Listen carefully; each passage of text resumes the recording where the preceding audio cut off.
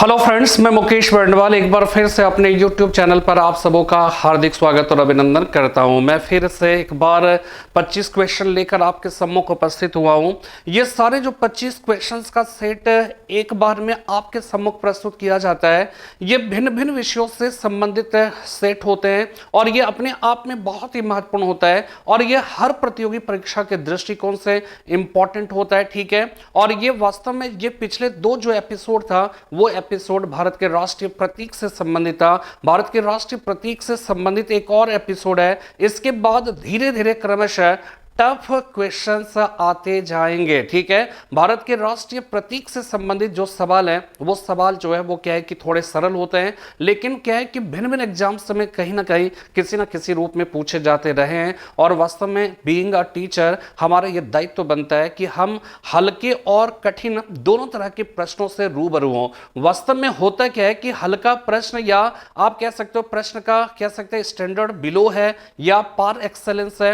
ये वास्तव में बिलो और पार एक्सेलेंस का जहां तक सवाल है, ये कहीं ना कहीं इस बात पर भी निर्भर करता है कि हम किसे जानते हैं और किसे नहीं जानते हैं। जिसे हम नहीं जानते हैं वो चाहे वास्तव में जितना भी सरल हो, चाहे वो जितना भी छोटा हो, वास्तव में वही हमारे लिए क्या है कि कठिन है। इसलिए मेरा जो सोचना है वास्तव में कि हर तरह से प्रश्न का समाधान करना चाहिए, हर प्रश्न से रूबरू होना चाहिए और तभी जाकर हम बेहतर तरीके से काम कर सकते हैं। ठीक है, तो आज के इस क्लास में हम सब राष्ट्रीय प्रतीक के पार्ट 3 और ये अंतिम पार्ट है उसके बारे में हम लोग बात करेंगे।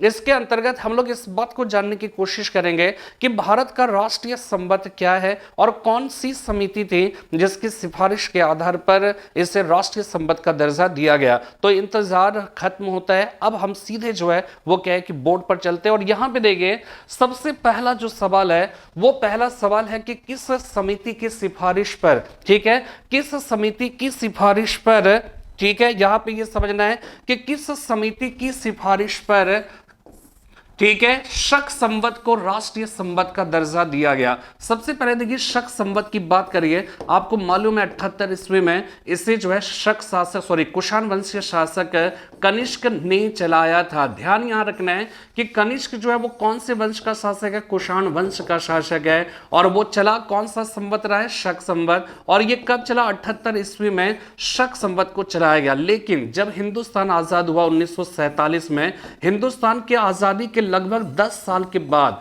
22 मार्च 1957 ईस्वी को शक संवत को भारत का राष्ट्रीय संवत का दर्जा दिया गया। लेकिन सवाल यहां पर यह उत्पन्न होता है, यह सवाल पूछा गया, बहुत इंपॉर्टेंट है कि वो कौन सी जो है वो कहा जाता है कि वो कौन सी ऐसी समिति थी जिसकी सिफारिश पर शक संवत को भारत के राष्ट्रीय संवत का दर्जा दिया गया, नेशनल कैलेंडर का दर्जा दिया गया। तो यह ध्यान रखना है कि मेघनाथ साहा जो भारत के बहुत ही प्रसिद्ध मैथमेटिशियंस थे, उन्हीं के नेतृत्व में एक समिति का गठन किया गया जिसे मेघनाथ साहा समिति कहा गया। और मेघनाथ साहा समिति वास्तव में उस समिति का रियल नेम कैलेंडर सुधार समिति था। ठीक है, कैलेंडर सुधार समिति उसका रियल नेम था और उसकी अध्यक्षता, चूंकि उस समिति की अध्यक्षता मेघनाथ साहा ने किया था, प्रसिद्ध मैथमेटिशियंस ने किया था, इसलिए उनकी सिफारिश पर कह सकते हैं कि इस समिति को, समिति की सिफारिश पर इस संवत को यानी शक संवत को भारत का राष्ट्रीय संवत का दर्जा दिया गया। और आपको जो इसमें बहुत तरह के सवाल बनते हैं, मैं आपको सवाल बता रहा हूं, हर सवाल का यहां पे जो है, जैसे इस सवाल में कि अक्सर हम सब क्या करते हैं, हम भारतीय तो है और गर्व से हम सब कहते भी कि हम सब भारतीय हैं, लेकिन दुख की बात यह है कि हम सब अपने देश का जो राष्ट्रीय प्रतीक है उस राष्ट्रीय प्रतीक को हम जानते नहीं है। ठीक है, जब हम कहते हैं कि शक संवत भारत का राष्ट्रीय संवत है, हम और आप सामान्य तौर पर जानते हैं, लेकिन अगर किसी से ये पूछ दीजिए कि शक संवत के हिसाब से 12 महीने क्या है, ठीक है, देखिए ये ध्यान आप हमेशा रखिए कि अभी जो है बहुत सारे इंटरव्यूज हुए, जैसे कि उसमें जो है वो क्या है कि पॉलिटिकल साइंस का स्टूडेंट्स था, उससे ये पूछा गया कि आपको जो है वो क्या है कि संविधान का पॉलिटिकल साइंस का वो कौन सा पोर्शन सबसे अच्छा लगता है, तो उन्होंने कहा कि संविधान अच्छा लगता है। तो कहा गया कि संविधान का, उसने पूछा संविधान का, तो उसने कहा कि संविधान अच्छा लगता है तो संविधान की प्रस्तावना को आप पढ़कर सुना दीजिए। ठीक है। तो जो लेकिन उसको क्या प्रस्तावना हुबहू याद नहीं था। फिर वहां पे क्या हो, तो एक नेगेटिव इमेज जाता है, एक नेगेटिव इंप्रेशन जाता है कि आप कहे तो ये हमारा देश है और हम देश के प्रतीक को ही नहीं जानते। तो इसी रूप में क्या हो कि जब हम शक संबंध की बात करते हैं तो शक संबंध भारत का राष्ट्रीय संबंध तो है, लेकिन सब लोग अपने में जज करो, इस बात को महसूस करिए कि क्या शक संबंध के हिसाब से जो 12 महीने हैं, क्या सारे लोग जानते हैं उसका पहला महीना कौन सा है, उसका छठा महीना कौन सा है, अंतिम महीना कौन है, क्या सब लोग जानते हैं? आप सोच के बताइए, आप अपने कमेंट्स बॉक्स में जरूर लिखिए कि क्या आप जानते थे, और नहीं जानते हैं तो इसको जान लीजिए, क्योंकि इस तरह के सवाल कहीं पर भी किसी रूप में भी पूछा जा सकता है, इंटरव्यू में हो या किसी तरह से। और वास्तव में बीइंग एन इंडियन हमें जो है वो क्या है कि इसको जानना चाहिए, और निश्चित रूप से तो ये ध्यान रखिएगा कि जो पहला सवाल है, किस समिति की सिफारिश पर शक संबंध को भारतीय राष्ट्रीय संबंध का दर्जा दिया गया, इसका सही जवाब जो है वो है मेघनाथ साहा समिति, जो भारत के बहुत ही प्रसिद्ध मैथमेटिशियंस थे। और इन्होंने शक संबंध को 78 ईस्वी में, जिसे कनिष्क ने चलाया, कुषाण वंश का सबसे महान शासक था। कुछ और बातें मैं आपको बता दूं, कनिष्क के संबंध में ये जान लीजिए, इसी के समय में फोर्थ बौद्ध संगीति का गठन आयोजन हुआ था, जिसमें कि बौद्ध धर्म हीनयान महायान जैसे शाखाओं में विभक्त हो गया था। और कनिष्क की सबसे इंपॉर्टेंट बात समझिएगा कि इसने मध्य एशियाई क्षेत्र से गुजरने वाले, ठीक है, सिल्क रूट पर, ठीक है, सिल्क रूट यानी रेशम मार्ग पर अपना नियंत्रण स्थापित किया। यह हिंदुस्तान के इतिहास में ऐसा जो है पहली बार, एकमात्र बार हुआ कि मध्य एशियाई क्षेत्र से जो रेशम मार्ग गुजरता था, जो कह सकते हैं चीन को यूरोप से जोड़ता था, उसी रेशम मार्ग का ही रिवाइव रूप है वन रोड वन बेल्ट का जो कॉन्सेप्ट है चाइना का, OROB, ठीक है। उसमें भारत ने जो है वो क्या है कि अड़ंगा लगा रखा है, ठीक है, क्योंकि सी पैक उसी का एक हिस्सा है, उसी का एक पार्ट के रूप में सी पैक जो है POK से होकर वो ग्वादर बंदरगाह जो है पाकिस्तान के बलूचिस्तान क्षेत्र में वहां तक जा रहा है। तो भारत ने इसलिए उसमें जो है शिरकत या इंटरेस्ट शो नहीं किया या उसका मुखालफत किया, क्योंकि वो सी पैक जो है आप भारत की धरती से, POK भले ही पाकिस्तान के नियंत्रण में है लेकिन है तो भारत की धरती, और आप पाकिस्तान से समझौता करके वहां पर जो है वो क्या है कि आपने जो है वो क्या है कि सी पैक नाम की जो है चाइना पाकिस्तान इकोनॉमिक कॉरिडोर बना रहे हो। तो ये सब चीजें, तो रेशम जो मार्ग है, जो सिल्क रूट है, ये सिल्क रूट अपने आप में बहुत महत्वपूर्ण था।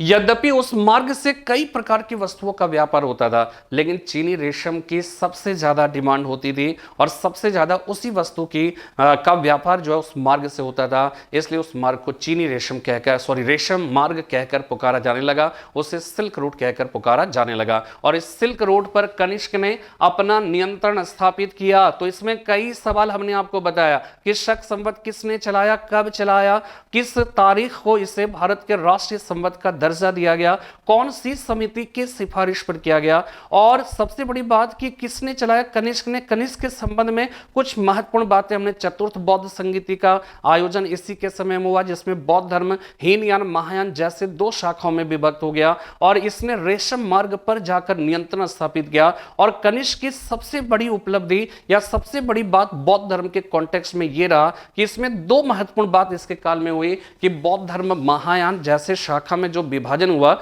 महायान बौद्ध शाखा ही जो है ये पहली ऐसी शाखा थी जिसने महात्मा बुद्ध को ईश्वर के रूप में मूर्ति बनाकर पूजना प्रारंभ किया। तो महात्मा बुद्ध के ईश्वर के रूप में पूजने की जो परंपरा है वो कनिष्क के समय में स्टार्ट हुआ। इसके लिए गांधार और मथुरा कला शैली में मूर्तियां भी बनी है, ठीक है। इसके अतिरिक्त जो है कनिष्क के बारे में एक और महत्वपूर्ण जो बात है जो बहुत ही इंपॉर्टेंट है, और मेरी एक एक बात आप सुनिएगा, सब जगह पे सवाल आते हैं और आ चुके हैं और आएंगे, ये भी ध्यान रखिएगा। जब आप एग्जाम्स दोगे ना तो मेरे ये टेस्ट पेपर जो है वो क्या है कि आप याद रखिएगा कि कितने इंपॉर्टेंट चीजें, केवल एक क्वेश्चन बहाना है लेकिन बहुत सारी चीजें, बहुत सारे कॉन्सेप्ट मैं आपको बता रहा हूं। और अच्छा ये देखिएगा कि प्रश्न भले एक छोटा सा है, सिंपल सा सवाल है, मैं सिंपल सा सवाल इसलिए लेता हूं, ठीक है ना, ताकि उससे जुड़े हुए और सारे जो तथ्य है वो सारे तथ्य को मैं एक्सप्लेन कर दूं, ठीक है। छोटी छोटी चीजें पहले सीखते हैं, फिर हम लोग क्रमशः आगे टफ की ओर बढ़ते चले जाएंगे, ठीक है ना। तो यहां पे जो है वो कनिष्क की बात हो गई। इसके बाद देखिएगा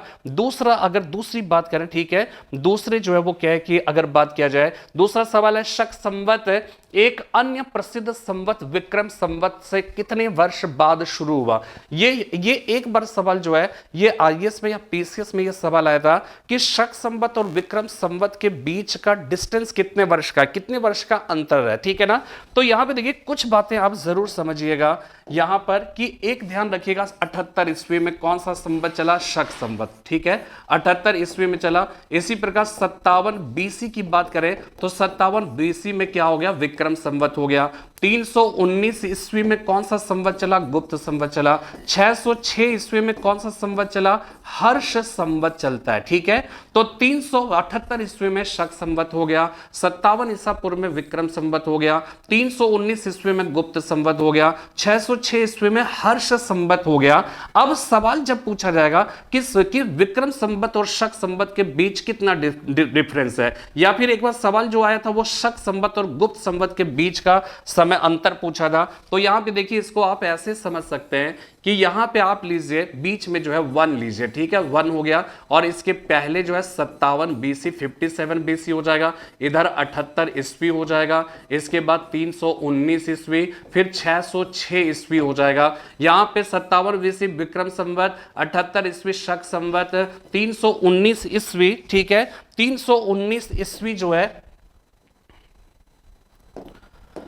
319 ईस्वी में गुप्त संवत चला और 606 ईस्वी में हर्ष संवत। अब देखिए सवाल आएगा कि इसके और इसके बीच यानी विक्रम संवत और शक संवत के बीच कितने वर्ष का अंतर है, ठीक है। जब सवाल आएगा तो ये 57 साल और 78 दोनों जुड़ जाएंगे, 8 7 15 हो जाएगा, 5 हाथ में 1 हो गया, 8 5 13, 135 साल का अंतर है, 7 5 12 8 7 35, ठीक है। तो यहां पे 135 साल का अंतर। तो सवाल जब ये पूछा जाएगा कि विक्रम संवत, ठीक है, विक्रम संवत, और यही सवाल पूछा गया कि शक संवत और एक अन्य प्रसिद्ध संवत विक्रम संवत के कितने वर्ष बाद शुरू हुआ था, तो 78 या 57 ईसा पूर्व में स्टार्ट हो गया था, कितने साल के बाद स्टार्ट हुआ, तो 78 एडी में स्टार्ट हुआ, ये पता है। तो दोनों के बीच का जो डिफरेंस है वो है अंतर कितना हो जाएगा, 135 साल।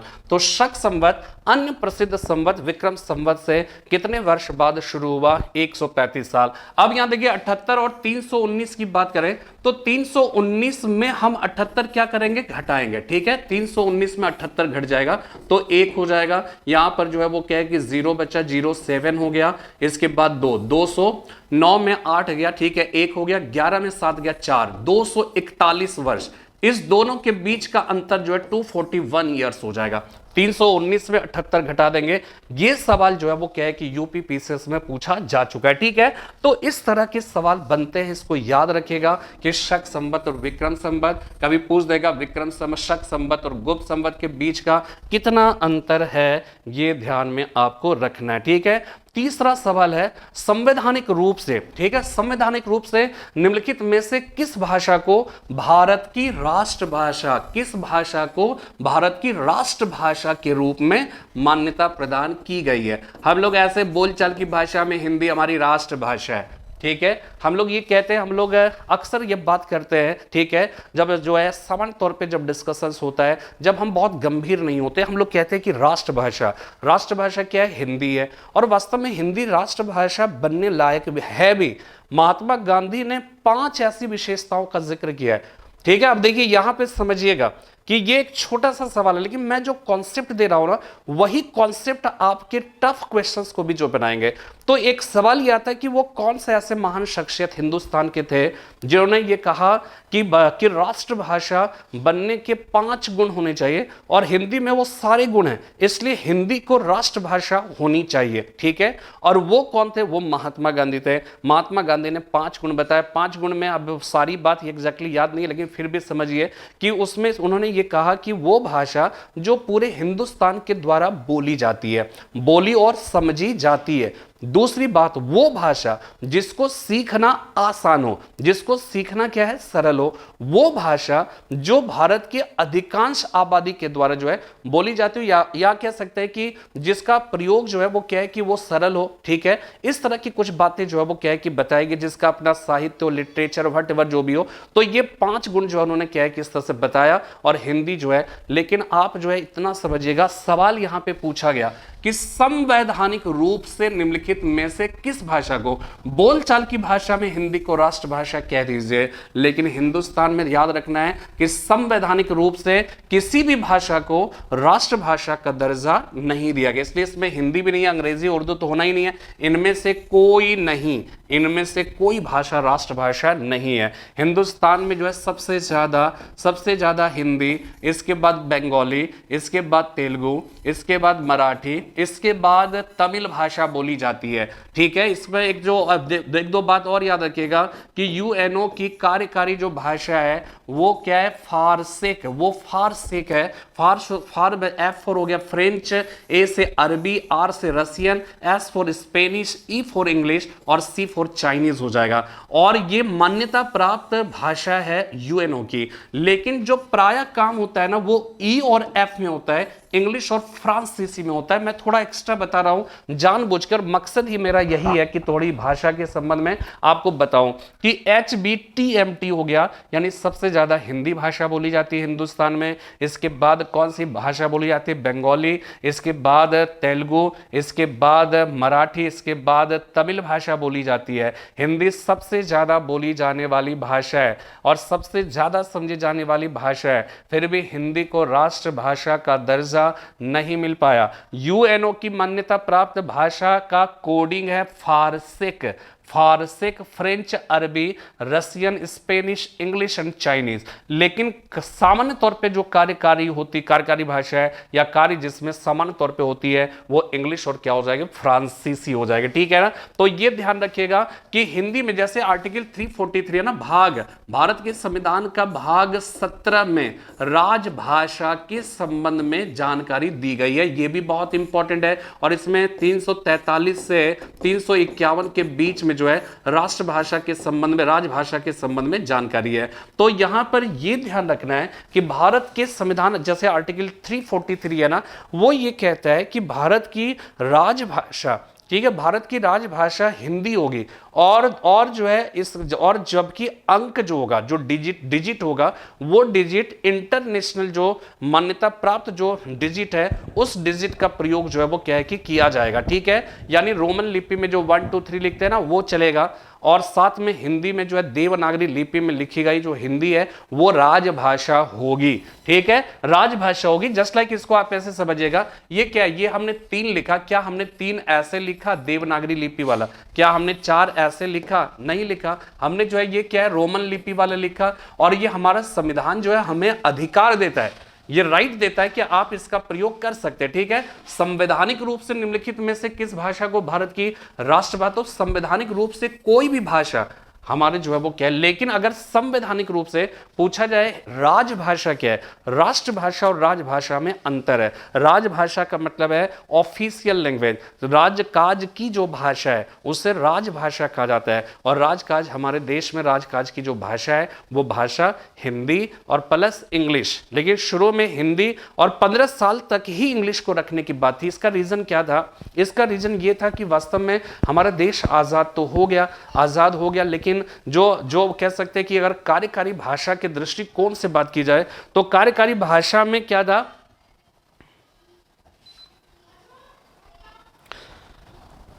कार्यकारी अगर भाषा की बात की जाए तो आपको मालूम है कि हिंदुस्तान में, ये सब याद रखिएगा, चाहे दिल्ली सल्तनत की बात हो या फिर मुगलों की बात हो, इन दोनों के समय में ऑफिशियल जो लैंग्वेज था वो ऑफिशियल लैंग्वेज क्या है, फारसी। ध्यान रखिएगा, दिल्ली सल्तनत की जो ऑफिशियल लैंग्वेज है वो फारसी है। इसी प्रकार जो है, इसी प्रकार अगर जो है मुगल वंश की राजभाषा की बात करें तो फारसी है। अंग्रेज जब आए तो अंग्रेजी फारसी भाषा हो गई। तो हिंदी तो कभी राजभाषा रही नहीं, तो राजभाषा रही नहीं, तो राजभाषा या राजकाज को संपन्न करने के लिए किसी भाषा के जो डिक्शंस होने चाहिए, जो शब्द होने चाहिए, वो 1947 के हिंदुस्तान की आजादी के समय में तैयार नहीं था। तो इसलिए उस समय जब संविधान लागू हो रहा था उस समय तक तैयार नहीं होने की वजह से संविधान सभा के सदस्यों ने यह कहा कि हम लोग 15 वर्ष का एक समय लेते हैं, इंग्लिश को अभी चलने दीजिए सहचरी भाषा के रूप में, हिंदी राजभाषा के सहचरी भाषा के तौर पर इंग्लिश को चलने दीजिए, और 15 15 साल के बाद फिर हम क्या करेंगे, हम हिंदी इंग्लिश को हटा देंगे और तब तक हिंदी की जो कैसे डिक्शंस है, जो कार्यकारी जो भाषा के शब्दावली होनी चाहिए वो तब तक हम लोग तैयार कर लेंगे और फिर इंग्लिश हट जाएगी फिर। लेकिन आप सोचिए 1950 में लागू हुआ, अब 15 साल के बाद यानी 1965 में इंग्लिश को ऑफिशियल लैंग्वेज के तौर पे हटा दिया जाना चाहिए था, लेकिन 1963 में ही जो है वो क्या है कि एक अधिनियम लाकर इंग्लिश को अनिश्चित काल के लिए ऑफिशियल लैंग्वेज के तौर पे जो है हिंदी के साथ जोड़ दिया गया। लेकिन हिंदी के साथ तो जोड़ दिया गया, लेकिन हमें लगता है कि हिंदी के साथ इंग्लिश नहीं जुड़ा है, बल्कि इंग्लिश के साथ हिंदी जुड़ा हुआ है। मतलब ये एक विडंबना है हमारे अपने देश की जो है कि वहां पर जो है, और इसमें बहुत सारे विवाद हुए। दक्षिण भारत के लोग जो है तमिलनाडु वगैरह सब में वहां पर इसका बड़ा विरोध किया गया और कहा गया कि नहीं, हिंदी नहीं होना चाहिए, इंग्लिश होनी चाहिए। जबकि वास्तव में जो है वो क्या है कि किसी को भी ये नहीं कहा जाता है कि आप अपने राज्य की जो भाषा तमिल है, या केरला में जो है मलयालम है, या फिर कर्नाटका में कन्नड़ हो गया, या फिर आंध्र प्रदेश में तेलुगु हो गया, महाराष्ट्र में मराठी हो गया, किसी को ये उड़िया हो गया, ठीक है, किसी को ये नहीं बोला गया कि आप छोड़ दीजिए, आप अपने क्षेत्र में अपनी जगह, लेकिन पूरे राष्ट्र का एक कम्युनिकेशन भाषा तो होनी चाहिए। लेकिन वो भाषा का दर्जा वास्तव में हिंदी को मिलना चाहिए, लेकिन हिंदी को मिल नहीं पाया, ठीक है ना।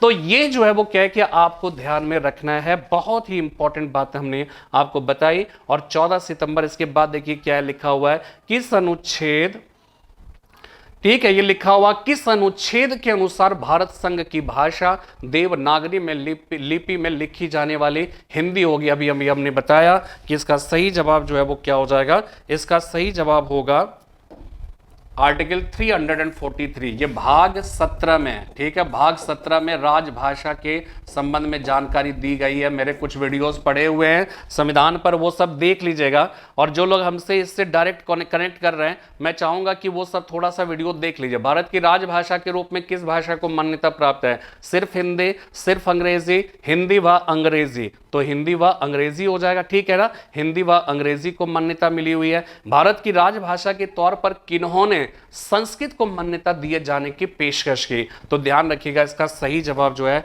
बाबा साहब अंबेडकर। बाबा साहब अंबेडकर जो है वो क्या है कि ये चाहते थे, ठीक है, बाबा साहब अंबेडकर ये चाहते थे कि संस्कृत को राजभाषा का दर्जा दिया जाना चाहिए, लेकिन क्या है कि उनकी यह बात जो है वो मानी नहीं गई। इसके बाद साथ में देखिए हिंदी की, जो आज हिंदी दिवस मनाते हैं ना, हिंदी दिवस हम लोग 14 सितंबर के दिन मनाते हैं, लेकिन इससे राजभाषा का दर्जा 14 सितंबर के दिन तो मिला, लेकिन वो कौन सा वर्ष था, वो कौन सी तिथि थी जबकि इसे राजभाषा का दर्जा मिला, तो वो 14 सितंबर 1949 ये होगा, ठीक है, 14 सितंबर 1949 ये दिन हो जाएगा। और ये अपने आप में बहुत ही जो है इंपॉर्टेंट है, ये कई बार सवाल जो है वो आ चुका है, ठीक है। इसके बाद देखते हैं नीचे जो है कि 8वें भारत सरकार के किस मंत्रालय के अधीन, ठीक है, ये बहुत ही महत्वपूर्ण प्रश्न है, ये सवाल आ भी चुका है, भारत सरकार के किस मंत्रालय के अधीन कौन सी मिनिस्ट्री है। जब हम राजभाषा विभाग की बात करते हैं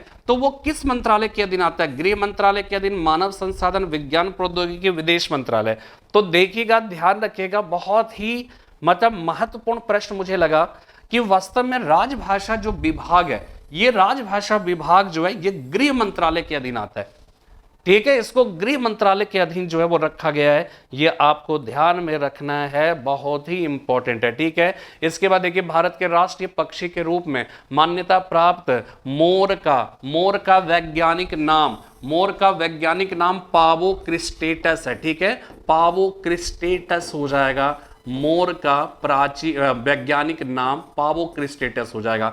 इसी तरह से अगर बाघ जो है, जो पैंथेरा टाइग्रिस, ठीक है, पैंथेरा टाइग्रिस जो है वो क्या है कि बाघ का जूलॉजिकल नाम हो जाएगा, ठीक है, वैज्ञानिक नाम हो जाएगा, ठीक है। इसी तरह से बरगद का आएगा, सब जो है अभी आना है, ठीक है। तो ये ध्यान में आपको रखना है कि क्या है, ठीक है, भारत के राष्ट्रीय पक्षी के रूप में मान्यता प्राप्त मोर का वैज्ञानिक नाम क्या हो गया, पावो क्रिस्टेटस, ठीक है, पावो क्रिस्टेटस हो जाएगा।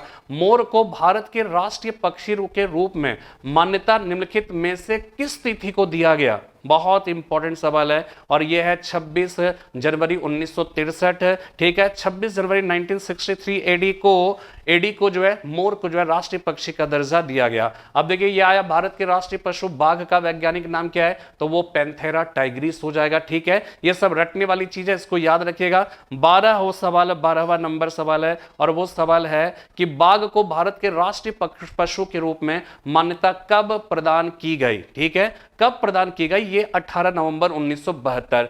26 जनवरी 1963 ईस्वी को, ठीक है, 26 जनवरी 1963 ईस्वी को मान्यता किसको दी गई थी, मोर को। लेकिन बाघ को जो है राष्ट्रीय पशु का दर्जा 18 नवंबर 1972 ईस्वी को दिया गया, ठीक है। बाघों को प्राकृतिक रूप से संरक्षण प्रदान करने के लिए कब प्रोजेक्ट टाइगर अभियान प्रारंभ किया गया था, यह बहुत ही इंपॉर्टेंट है। 1 अप्रैल 1973 ईस्वी को प्रोजेक्ट टाइगर, और इस प्रोजेक्ट टाइगर के अंतर्गत आने वाला पहला जो है, देखिए प्रोजेक्ट टाइगर के अंतर्गत आने वाला भारत का प्रथम राष्ट्रीय जो है,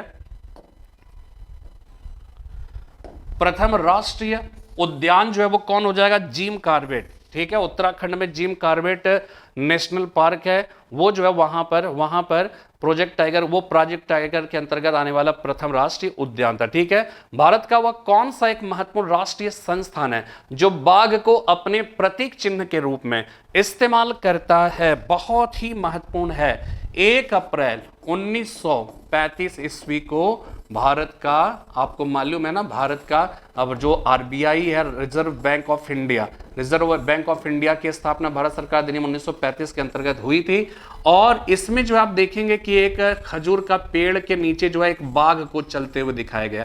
और ये आरबीआई, ये एकमात्र ऐसी संस्था है, ये ध्यान रखिएगा कि वह एक महत्वपूर्ण राष्ट्रीय संस्थान जो बाघ को अपने प्रतीक चिन्ह के रूप में इस्तेमाल करता है, ये जो है वो कौन है, भारतीय रिजर्व बैंक ऑफ इंडिया। 1 अप्रैल 1935 में इसकी स्थापना हुई थी, और 1935 के भारत सरकार अधिनियम के अंतर्गत, ठीक है, इसके बाद जो है ये इसके जो प्रतीक चिन्ह है इसमें बाघ को दर्शाया गया है, ठीक है। इसके बाद देखेंगे नेक्स्ट जो है सवाल है, भारत का राष्ट्रीय जलीय जीव गंगा डॉल्फिन का वैज्ञानिक नाम निम्नलिखित में से क्या है। इसका वैज्ञानिक नाम है प्लेटेनिस्टा गेंजेटिका। गेंजेटिका मतलब जो है, वास्तव में गेंजेटिका शब्द जो है ना, ये गेंजेटिका शब्द अगर आपको समझना है, ठीक है, ये वास्तव में गैंगेटिक जो है ना, गैंगेटिक, इसको जो है आप देखेंगे मध्य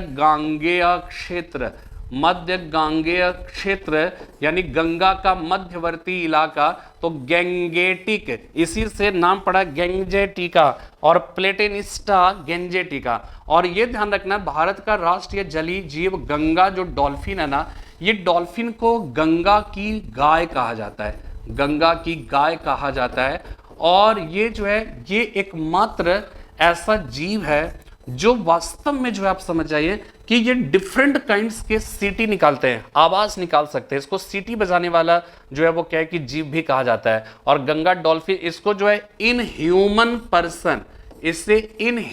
पर्सन कहकर पुकारा जाता है। ये सारे शब्द याद रखिएगा, इन ह्यूमन पर्सन, आप मत याद रखो कि किसे कहा गया। लेकिन देखिए वर्ड्स जो है, मैं जो सोचता हूं कि मेरी हिंदी बाले पहले बहुत खराब थी और अभी भी बहुत अच्छी नहीं है, कभी भी अच्छी, ऐसा मैं मान ही नहीं सकता कि हिंदी बहुत अच्छी है या कोई भी भाषा जो है, सीखने की जो प्रक्रिया वो चलती रहती है। लेकिन पहले और भी खराब थी, बस नजर आप रखते हैं शब्द पे। देखिए मैं जो समझ पाता हूं वो यही समझ पाता हूं कि जो प्रतियोगी परीक्षा की जो तैयारी है ना, वो किसी एक मात्र डायरेक्शन में होकर चलने वाली तैयारी नहीं है, बल्कि आप थोड़ी सी इधर की भी जानकारी, और खासकर सिविल सर्विसेज वगैरह सब में तो आप समझ जाइए कि इतना ज़रूरी है हर बात की जानकारी होना। ठीक है, आपको पता नहीं है किधर से सवाल आ सकते हैं, लेकिन आपको जो है ध्यान में रखना है, आपको ध्यान में रखना। और कई बार ऐसा होता है कि बहुत सारे तथ्य आपके दिमाग में होता है, लेकिन डायरेक्ट उससे सवाल नहीं पूछे जाते, लेकिन वो तथ्य जो है आपके कॉन्सेप्ट को बिल्डअप करने में महत्वपूर्ण भूमिका निभाते हैं। ठीक है, तो यहां पे देखिए इन ह्यूमन पर्सन कहने का मतलब ये हो गया कि जो मनुष्य नहीं है लेकिन जो जिसका आचरण मनुष्यों के समान है। ठीक है, जो मनुष्य नहीं है लेकिन जिसका आचरण मनुष्य के समान है। कभी कभार कुत्ते वगैरह का जो मतलब आप समझ जाइए कि जैसा सुशांत सिंह राजपूत हैं, उनकी डेथ हो गई, जो उनका अपना प्यारा सा जो डॉगी है वो आप समझ जाए बहुत उदास है, बहुत जो है वो कह सकते हैं कि वो कुछ खा पी नहीं रहा है, तो बहुत सेंसिटिव होते हैं, मनुष्य से ज्यादा सेंसिटिव होते हैं। तो वो क्या होते हैं कि वो भले ही जानवर है लेकिन उनका जो आचरण है वो क्या है कि मनुष्यों के समान है, इसलिए हम कहते हैं इन ह्यूमन पर्सन, जो मनुष्य नहीं है लेकिन इंसान जैसा आचरण है। और गंगा डॉल्फिन जो है इसको बच्चों से बहुत लगाव है। और आप समझ जाइए गंगा डॉल्फिन देखने में आपको लगेगा मछली, लेकिन ये मछली नहीं है, इसको मछली की कैटेगरी में नहीं है, इसको स्तनपायी जीव है, ठीक है ना। तो ये जो है वो क्या है कि गैंगेटिक प्लेन, तो गंगा डॉल्फिन। और एक बात और ध्यान रखिएगा कि विक्रमशिला भागलपुर के पास स्थित है, वहां पर गंगा डॉल्फिन का पूरे भारत में एकमात्र जो है वो क्या है कि उसका एक संरक्षण केंद्र है। ये ध्यान आपको रखना है, ठीक है ना। आगे जो है सवाल एक दो ठो है, भारत का एकमात्र डॉल्फिन अभयारण्य कौन सा अभयारण्य, ठीक है। देखिए गंडक डॉल्फिन अभयारण्य, विक्रमशिला ठीक है, विक्रमशिला डॉल्फिन अभयारण्य, ये इसका सही जवाब है। इसके बाद देखिए भारत के राष्ट्रीय फूल कमल का वैज्ञानिक नाम क्या है, तो निलंबो नूसीफेरा। निलंबो नूसीफेरा जो है वो क्या है कि भारत के राष्ट्रीय फूल का कमल का वैज्ञानिक नाम है। इसी प्रकार भारत के राष्ट्रीय पेड़ बरगद है, इसका वैज्ञानिक नाम क्या है, तो इसका सही जवाब हो जाएगा फाइकस बेंगालेंसिस।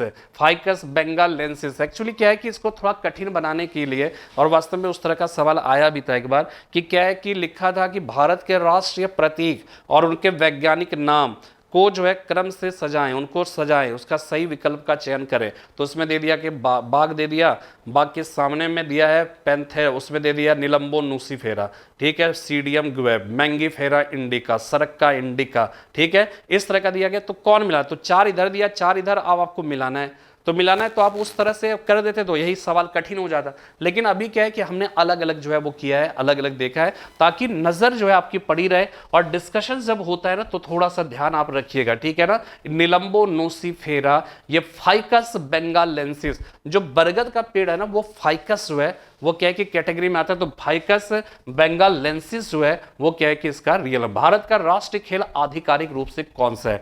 अब देखिए ये भी सवाल ध्यान रखिएगा, हम लोग तुरंत पूछेंगे, तुरंत बताएंगे हॉकी, लेकिन भारत के किसी भी आधिकारिक दस्तावेज में कहीं पर भी हॉकी को जो है राष्ट्रीय खेल का दर्जा नहीं दिया गया। इसलिए जब भी पूछा जाए कि राष्ट्रीय खेल क्या है तो हॉकी नहीं है, हॉकी को राष्ट्रीय खेल का दर्जा नहीं मिला है। ठीक उसी तरह से हम लोग बोलचाल की भाषा में राष्ट्रीय खेल हॉकी है, राष्ट्रभाषा हिंदी है, लेकिन संवैधानिक रूप से कॉन्स्टिट्यूशनली या आधिकारिक रूप से जो है इस तरह की कोई भी घोषणा नहीं की गई है। भारत ने निम्नलिखित में से किस ओलंपिक खेल में हॉकी का पहला स्वर्ण पदक जीता था। एम्स्टर्डम, नीदरलैंड की राजधानी थी 1982, 1928, इसके बाद 1932, इसके बाद 36 ये जितने अंश दिए हुए ना सब के सब जो है ओलंपिक में भारत ने स्वर्ण पदक जीता। भारत अभी तक 8 स्वर्ण पदक जीत चुका है, लेकिन अगर आजादी के पहले तो ये तीनों आजादी के बाद हेलसिंकी में 1952 में हुआ था,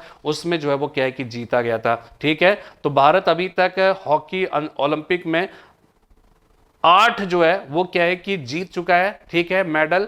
और सबसे पहले एम्स्टर्डम 1928 में, ठीक है, इसके बाद आजादी के पूर्व 3 बार 1928, 1932, 36, इसके बाद सेकंड वर्ल्ड वार वगैरह स्टार्ट हो गया था तो इस वजह से नहीं हुआ। भारत ने अब तक हॉकी में कितने ओलंपिक गोल्ड मेडल जीता है, तो वो हो जाएगा 8। ठीक है, इसी प्रकार भारत के राष्ट्रपिता का दर्जा आधिकारिक रूप से किसे हासिल है, महात्मा गांधी। हम लोग कहते हैं ना, देखिए मैं इसलिए सवाल, राष्ट्रपिता कोई नहीं है संवैधानिक रूप से, और ना ही संवैधानिक रूप से किसी को ऐसा दर्जा दिया जा सकता है, ये ध्यान रखिएगा, क्योंकि आर्टिकल 18 जो है वो ये कहता है कि सेना और विद्या संबंधी उपाधि को छोड़कर किसी और तरह की उपाधि दी नहीं जा सकती है। तो महात्मा गांधी को राष्ट्रपिता का दर्जा मिले, मतलब जो है संवैधानिक रूप से नहीं मिल सकता है।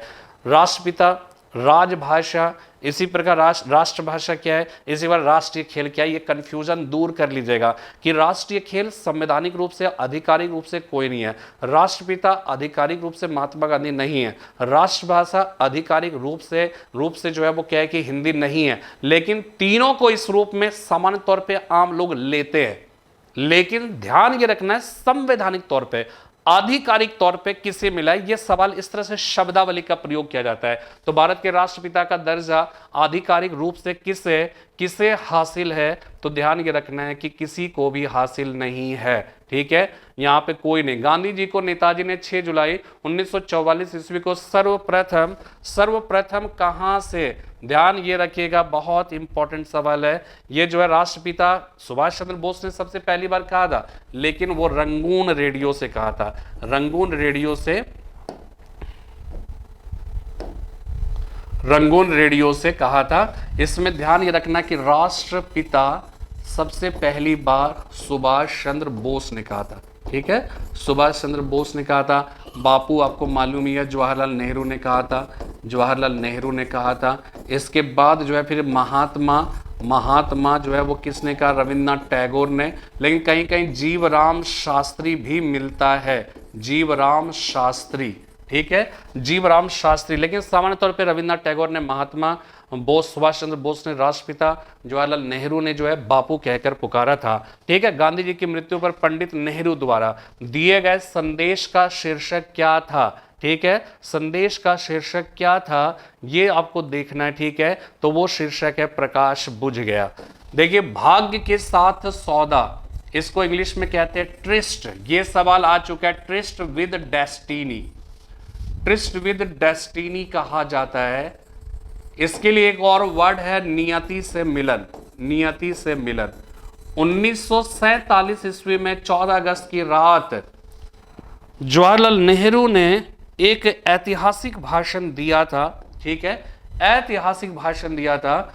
उस भाषण का जो शीर्षक था वो शीर्षक है tourist with destiny, tourist with destiny, नियति से मिलन, भाग्य से सौदा। अक्सर सुनते होंगे, जवाहरलाल नेहरू ने 14 अगस्त की रात को कहा था कि जब पूरी दुनिया, जब 14 अगस्त की रात 12 का घंटा बजेगा, जब पूरी दुनिया सो रहा होगा, भारत एक नए युग में प्रवेश कर रहा होगा। वर्षों पूर्व हमने एक सपना देखा था, भारत की आज़ादी का सपना, और वो भारत की रात, जैसे 14 अगस्त की रात 12 का घंटा बजेगा, वो सपना हमारा पूरा होने वाला है। इसी को भाग्य से सौदा, हमने भाग्य के साथ सौदा किए थे, नियति से मिलन, ट्रिस्ट विद डेस्टिनी इंग्लिश में। लेकिन जब गांधी जी की हत्या हुई तो फिर जवाहरलाल नेहरू ने एक बार फिर से पूरे भारत को रेडियो स्टेशन से एड्रेस किया। उस समय जो शीर्षक था वो शीर्षक था प्रकाश बुझ गया, ठीक है, वो शीर्षक हो जाएगा प्रकाश बुझ गया, ठीक है। तो बापू अब नहीं रहे, तो यहां पे गांधी जी की मृत्यु पर पंडित नेहरू द्वारा रेडियो पर दिए गए संदेश का शीर्षक था भाग्य के साथ सौदा, प्रकाश बुझ गया। सही जवाब है प्रकाश बुझ गया।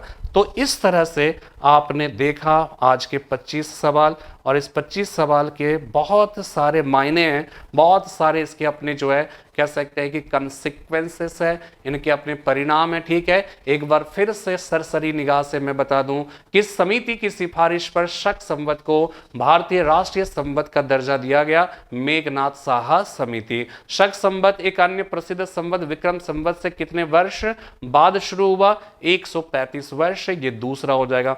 तीसरा है संवैधानिक रूप से निम्नलिखित में से किस भाषा को भारत की राष्ट्रभाषा के रूप में मान्यता प्रदान की गई है? किसी को नहीं। किस अनुच्छेद के अनुसार भारत संघ की भाषा देवनागरी लिपि में लिखी गई हिंदी होगी? तो वो हो जाएगा आर्टिकल 343। भारत की राजभाषा के रूप में किस भाषा को मान्यता प्राप्त है? अंग्रेजी और हिंदी को, ठीक है। इसके बाद भारत की राजभाषा के तौर पर किन्होंने संस्कृत को मान्यता दिए जाने की बात की? वो हो जाएंगे BR अम्बेडकर, ठीक है। हिंदी की भारत की राजभाषा के तौर पर मान्यता किस तिथि को प्रदान, हिंदी को भारत की राष्ट्रभाषा के तौर पर किस तिथि को मान्यता प्रदान की गई? 14 सितंबर 1949। इसलिए 14 सितंबर के दिन को हिंदी दिवस के रूप में मनाया जाता है। भारत सरकार के किस मंत्रालय के अधीन राजभाषा विभाग का गठन किया गया? गृह मंत्रालय के अधीन, ठीक है। इसी प्रकार भारत के राष्ट्रीय पक्षी के रूप में मान्यता प्राप्त मोर का वैज्ञानिक नाम क्या है? पावो क्रिस्टेटस, ठीक है, पावो क्रिस्टेटस। मोर को भारत के राष्ट्रीय पक्षी के रूप में मान्यता निम्नलिखित में से किस दिन प्रदान की गई? मोर को 26 जनवरी 1963, ठीक है। और जो है 26 जनवरी भारत के राष्ट्रीय पशु बाघ का वैज्ञानिक नाम क्या है? हो जाएगा पेंथेरा टाइग्रिस। ठीक है, पेंथेरा टाइग्रिस। 12 जो है, 12 में बाघ को भारत के राष्ट्रीय पशु के रूप में मान्यता कब प्रदान की गई? तो उसका सही जवाब है 26 जनवरी 1963। ठीक है, सॉरी ये 18 नवंबर 1972। ठीक है, 18 नवंबर 1972 को, 26 जनवरी 1963 को मोर को, और 18 नवंबर 1972 को जो है बाघ को राष्ट्रीय पक्षी और क्रमशः राष्ट्रीय पशु के रूप में मान्यता दी गई। बाघों को प्राकृतिक रूप से संरक्षण प्रदान करने के लिए कब प्रोजेक्ट टाइगर प्रारंभ किया गया? तो यह हो जाएगा 1 अप्रैल 1973। ठीक है, 14 नंबर सवाल है, प्रोजेक्ट टाइगर के अंतर्गत आने वाला भारत का प्रथम राष्ट्रीय उद्यान क्या है? Jim Corbett. और जिम कॉर्बेट राष्ट्रीय उद्यान के बारे में पढ़िएगा, नेट पे सर्च करके देखिएगा, बहुत सारी महत्वपूर्ण जानकारी है।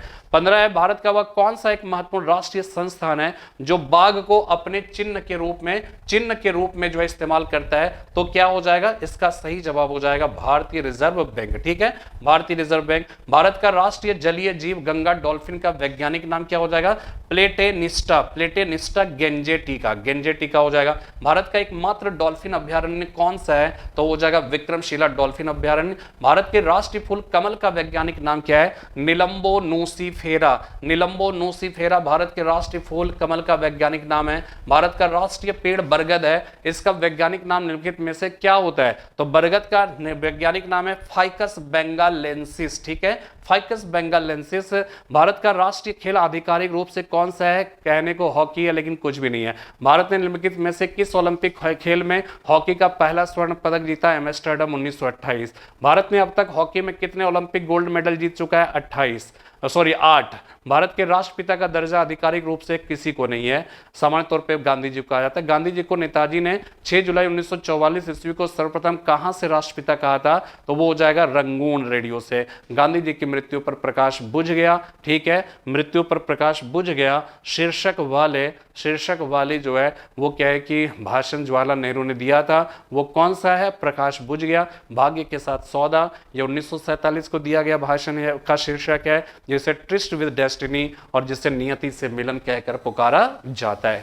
उम्मीद करता हूं कि आप इन 25 क्वेश्चंस के माध्यम से, मैं बार बार आपको एक बात कहूंगा कि आप देखिए, जब भी जितनी बातें आप लोगों को नहीं, आप केवल सुनिए आप, ठीक है, आप सुनोगे, अपने आप देखिएगा ना कितने सवाल जो है अपने आप। और जब ऑप्शंस आएंगे ना, जब मैं आपको इतनी बार बता चुका हूं, जब ऑप्शंस आएंगे अपने आप समझ में आ जाए, अच्छा ये क्वेश्चंस तो मैंने देखा है, ये क्वेश्चन तो आप टिक अपने आराम से कर लोगे आप। तो इसीलिए मैंने जो है ये श्रृंखला चला रखी है, वो इसलिए चला रखी है ताकि जो है आपको कम से कम हर प्रश्न से रूबरू तो हो, आप पहले उससे गुजरे तो, उससे गो थ्रू हो, फिर सवाल तभी तो समझ में आएगा कि वास्तव में जीएस के अंतर्गत कितने कितनी चीज़ों को जो है हम पढ़ते हैं। तो फिलहाल आज इतना ही। उम्मीद करता हूं कि आज की यह पेशकश भी आपको पसंद आई होगी और कहीं ना कहीं जो है ये आपके जो ज्ञान है उस ज्ञान के अभिवृद्धि में, उसके समृद्धि में वो कहीं ना कहीं अपनी महत्वपूर्ण भूमिका अदा कर रही होगी। तो आज मैं विदा लेता हूँ, मैं कल फिर से मिलूंगा एक नए विषय के साथ। तब तक के लिए जय हिंद, जय भारत।